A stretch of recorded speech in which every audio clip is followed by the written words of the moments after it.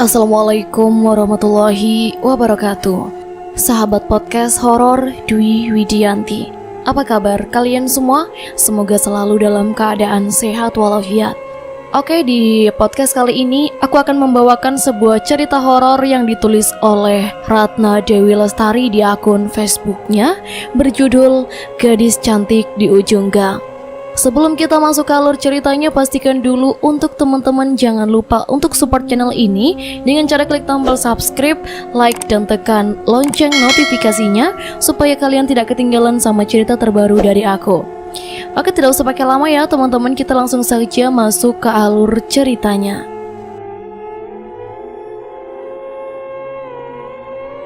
Nama aku Wahyu. Aku seorang mahasiswa yang merantau di kota tempat tinggalku sekarang. Aku berasal dari Sumatera dan sudah 1 minggu ini tinggal di kos-kosan sempit di dalam gang. Aku belum banyak mengenal tetanggaku. Bahkan banyak yang bilang aku kurang bergaul. Padahal tidak seperti itu. Kesibukan yang membuatku tak punya waktu berkumpul dengan tetangga walaupun hanya untuk mengobrol bareng sekejap. Aku bersyukur ketika tiba di kota ini, paman menawarkan aku pekerjaan untuk membantu biaya kuliahku. Bekerja dari pagi hingga sore hari. Pulangnya mandi dan langsung berangkat kuliah lagi. Ya, aku mengambil kuliah malam dari jam 8 hingga jam 10 malam. Begitu pulang ke rumah, semua jalanan sudah lenggang. Sampai di rumah pun, semua tetangga sudah tutup pintu. Sepi. Ya, begitulah hari-hari yang kujalani. Semangat untuk membahagiakan orang tuaku yang membuat aku tak peduli dengan omongan orang-orang di sekitarku. Hidup memang harus berjuang, dan itu prinsipku.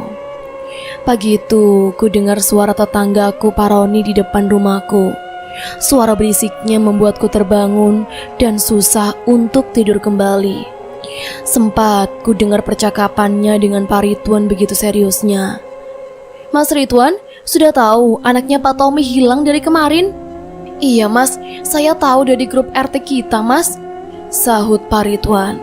Saya heran loh mas, Alia itu kan anaknya pendiam toh mas. Gak mungkinlah dia kabur. Kalau menurut saya ya mas, apa mungkin diculik ya? Tanya Pak Roni penuh selidik. Aku berusaha untuk mendengar percakapan kedua bapak itu. Tetapi kulihat jam dindingku sudah menunjukkan angka jam 8 kurang 10. Telat, dan aku bergegas untuk segera bersiap-siap pergi bekerja. Sepanjang perjalanan melewati tetanggaku semua, sepertinya sedang bergosip tentang hilangnya anak Pak Tommy. Aku pun penasaran, tapi tak ada waktu untukku. Aku takut terlambat ke tempat kerjaku. Masa bodoh lah, gak kenal juga, pikirku. Malam itu, sepulang dari kuliah, aku merasa ada yang berbeda. Rasanya udara malam itu terasa amat dingin hingga menusuk tulangku. Aku menggigil kedinginan ketika angin menerpa wajah dan tubuhku. Kurekatkan jaketku. Tiba-tiba motorku mati mendadak tak jauh dari tempat tinggalku. Padahal bensin masih banyak. Entah apa salahnya motorku. Padahal ini motor baru. Sial kali lah aku. Sudah dingin, hujan pula. Turun rintik-rintik, sepi lagi tak ada orang. Gumamku menahan kesal. Dengan terpaksa aku mendorong motor itu dan buru-buru melangkahkan kakiku. Capek, perut pun keroncongan minta diisi. Tiba-tiba mataku menangkap sesuatu. Kulihat ada seorang wanita tegak terpaku di ujung gang dekat kos-kosanku. Wanita itu berpawakan cantik, rambutnya panjang diikat, memakai kaos pink dan celana jeans, bersepatu kets. Aku sempat terkejut ketika ia melihatku. Tersenyum sangat cantik menyentuh relung hatiku. Aku sempat terdiam sesaat, tapi kulanjutkan langkahku. Ketika berpapasan dengannya, aku hanya mengangguk.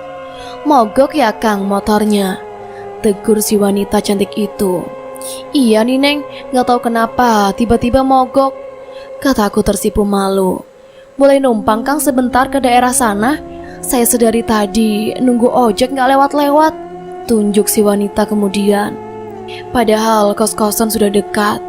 Tapi entah kenapa rasanya kasihan melihat gadis secantik ini menunggu sendirian di malam yang sedingin ini. Ku coba men-starter motorku. Anehnya motor itu hidup. Dengan senang hati ku antar gadis itu. Dia duduk di belakangku. Sepanjang perjalanan dia mengajakku mengobrol. Hingga tibalah sampai di depan rumahnya. "Ayo mampir Kang," katanya ramah. "Makasih Neng, sudah malam." Tolakku sopan. "Oh iya Kang, dari tadi ngobrol lupa kenalan, namaku Lia." Gadis itu mengulurkan tangannya. "Iya Neng, saya Wahyu," jawabku sambil mengulurkan tanganku. Tangan Lisa terasa sangat dingin seperti es batu. Mungkin dari tadi ia kedinginan. "Saya permisi dulu Neng," jawabku kemudian seraya men-starter motorku. "Makasih ya Kang." Dan aku pun mengangguk. Ku tinggalkan gadis itu dan ngebut menuju kos-kosanku. Lapar sekali, hingga perutku terasa sakit. Sampai di rumah, aku tak henti-hentinya memikirkan Lia. Gadis yang sangat sempurna, cantik, ramah, dan anak orang kaya. Tapi yang sempat membuatku terheran-heran, apa yang membuat gadis itu menunggu di ujung gang di waktu malam. Pagi ini kembali aku dikejutkan dengan suara berisik bapak-bapak tetanggaku. Tapi hari ini terasa sangat berisik melebihi hari kemarin. Seperti bukan 1-2 orang yang berbincang, tapi banyak orang. Aku pun ingin mengetahui apa yang sebenarnya terjadi. Tapi aku merasakan sakit di seluruh tubuhku. Mau bangun pun aku tak sanggup. Berat seperti menahan beban di dadaku. Untuk berteriak minta tolong pun aku tak mampu. Ya Allah, apa yang sebenarnya terjadi pada aku? Sungguh aneh sekali, seperti ditindih tapi tak ada seorang pun di sekitarku. Aku menjadi sangat ketakutan.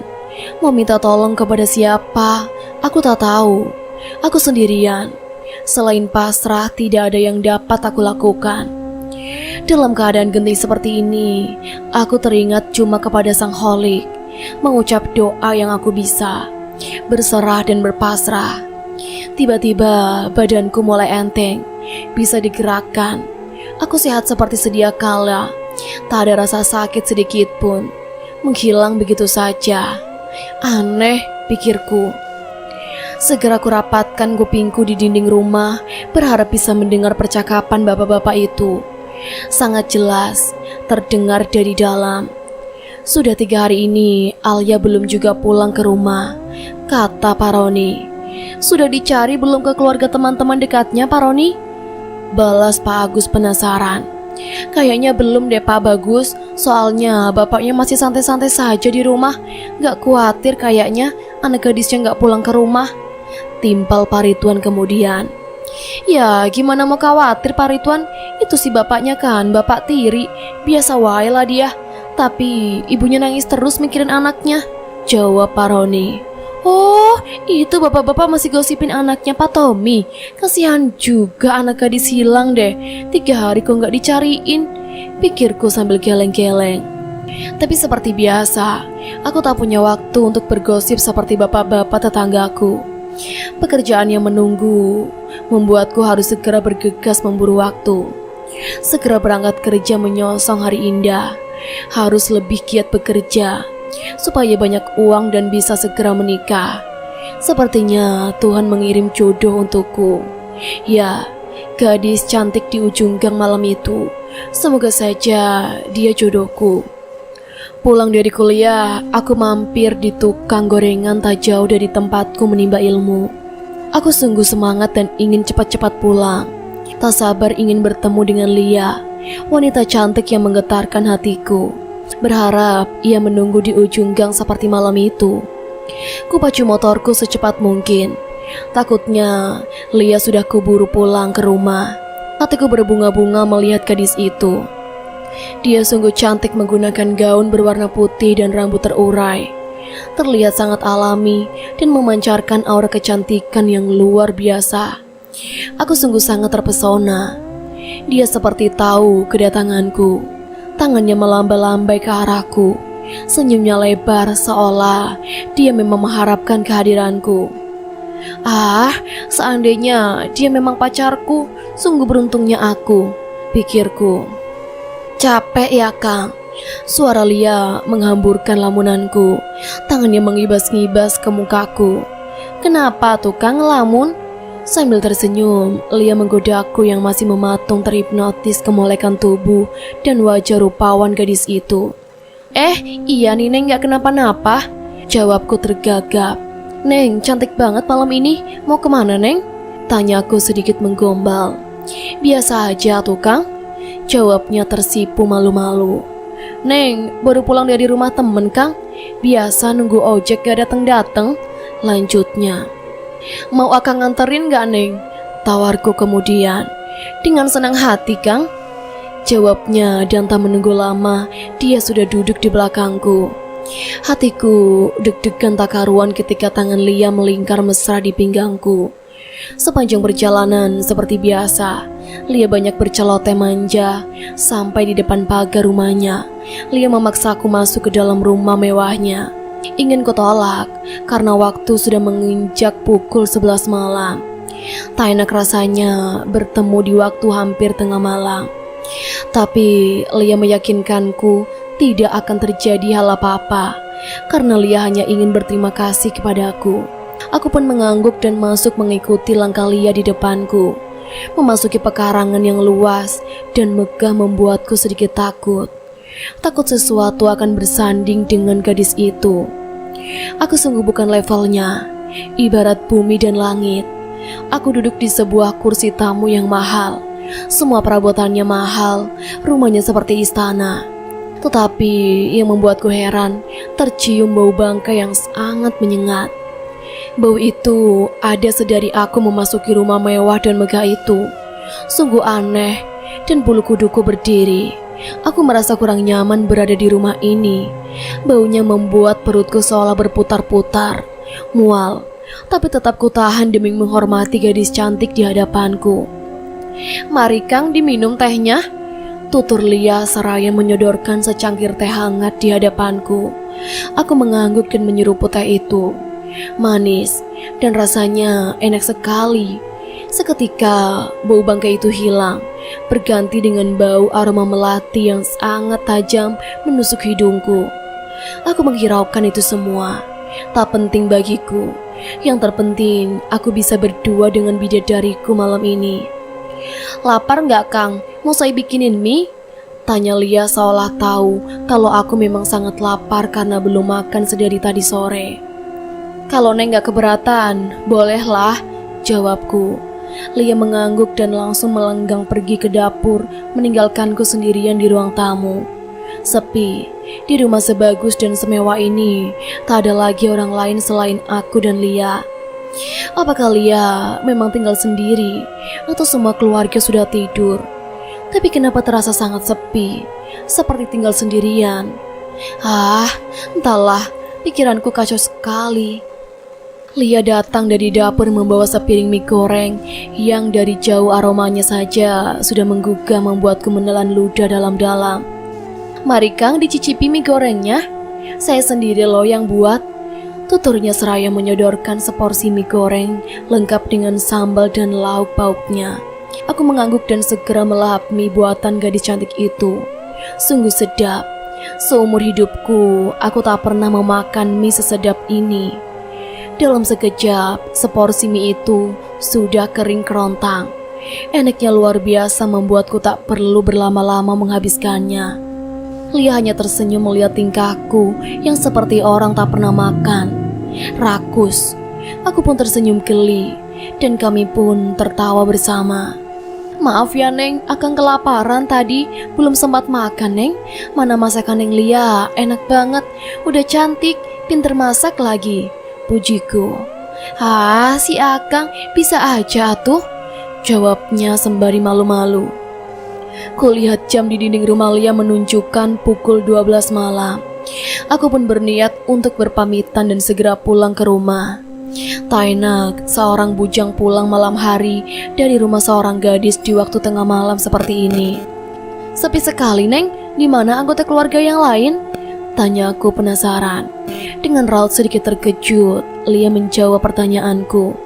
Orang tuaku kerja di luar negeri, Kang, dan aku sendirian di rumah. Oh, begitu ya, Neng. Kalau begitu, Akang permisi pulang dulu ya, Neng. Jawabku kemudian. Iya, Kang, makasih ya udah diantar dan mau mampir ke rumah Eneng. Mari, Kang, Neng antar sampai depan. Jawabnya. Aku beranjak dari kursi mahal itu, mengikuti Lia di depanku. Dan anehnya, bau bangkai itu kembali muncul. Baunya sangat menyengat dan membuatku ingin muntah. Sekuat tenaga, berusaha aku tahan demi menjaga perasaan Lia. Setelah berpamitan, segera aku pacu motorku pergi meninggalkan rumah mewah itu. Angin dingin malam ini kembali menusuk tulangku. Tapi ada rasa aneh yang tertinggal di hatiku. Entah rasa apa itu, aku tak tahu. Pagi ini rasanya badanku tak karuan. Pegal-pegal di seluruh badan. Perutku terasa mual. Aku segera berlari ke kamar mandi, rasanya ingin muntah. Betapa terkejutnya aku. Isi dari muntahanku berupa darah kental bercampur cacing dan belatung. Seketika lemas seluruh tubuhku. Apa yang terjadi dengan diriku? Aku sempat down, tapi seketika ku kembalikan kekuatanku. Aku tak boleh lemah. Aku sendiri di sini. Kasihan keluarga yang menungguku. Ku paksakan langkahku walau terasa sakit di perutku. Bersiap-siap bekerja dan menimba ilmu. Aku yakin aku tak kenapa-napa. Kalaupun aku disantet, tapi siapa orang itu? Bukankah aku tak pernah bergaul di sini? Pikiran kotor dan kosong menghantui hari ini. Aku tak habis pikir dengan kejadian yang menimpaku saat ini. Seketika lamunanku buyar ketika melihat kerumunan orang-orang di sebuah rumah kosong. Mereka berteriak dan ada juga yang menangis. Mereka menyebut-nyebut nama Alia. Dan lagi-lagi aku tak punya waktu untuk tahu kejadian apa itu. Aku sudah terlambat bekerja. Dan tubuhku terlalu lemas untuk mencari tahu. Biarlah, nanti pulang aku tanya Pak Roni. Kebetulan malam ini gak kuliah bisa pulang cepet. Pikirku seraya memacu motorku. Tubuhku berangsur-angsur membaik begitu aku sholat zuhur di musola kantorku. Aku pun tak merasakan sakit di perut dan tubuhku. Sungguh aneh, semua sakit itu hilang. Aku pun bisa beraktivitas seperti biasanya. Nadia, teman sekantor yang dari tadi memperhatikanku, perlahan-lahan mendekatiku. Kamu kenapa, Yuk? Akhir-akhir ini kulihat kamu tampak lesu, gak semangat seperti biasanya. Wajahmu itu loh, pucat sekali. Tanyanya menginterogasi. Gak apa-apa sih, Nat, kecapean aja akunya. Jawabku malas. Entah kenapa semenjak bertemu dengan Lia, aku menjadi dingin dengan gadis-gadis lain. Di mataku, mereka semua menjadi jelek. Padahal yang ku tahu, dulu sempat jatuh hati kepada Nadia. Nadia gadis manis berkulit sawo matang, bermata bulat dan berhidung mancung. Kini kulihat Nadia bermuka kusam. Malas sekali aku melihatnya. Yang ada di hatiku hanya Lia. Lia tak sabar aku menunggu malam. Tak sabar ingin bertemu gadis cantik pujaan hatiku.